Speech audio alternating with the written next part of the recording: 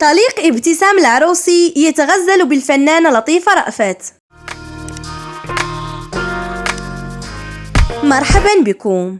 تغزل المخرج المغربي عبد الواحد مجاهد بالفنانة المغربية لطيفة رأفت بنشره صورة جمعتهما معا عبر حسابه الرسمي بموقع التواصل الاجتماعي انستغرام. وشارك طليق الفنانة ابتسام العروسي صورة خلال تواجده مع لطيفة رأفت بإحدى المناسبات الفنية، وأرفقها بتعليق جاء فيه: عندما يجتمع جمال الصوت والصورة وجمال الروح يصنع عملاق إنها العملاقة.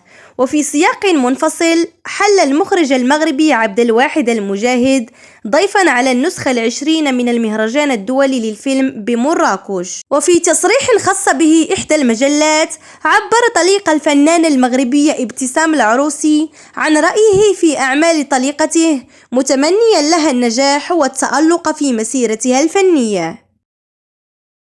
شكرا على المشاهدة. لا تنسوا الإعجاب بالفيديو والاشتراك في القناة وتفعيل الجرس ليصلكم دائما الجديد. إلى اللقاء.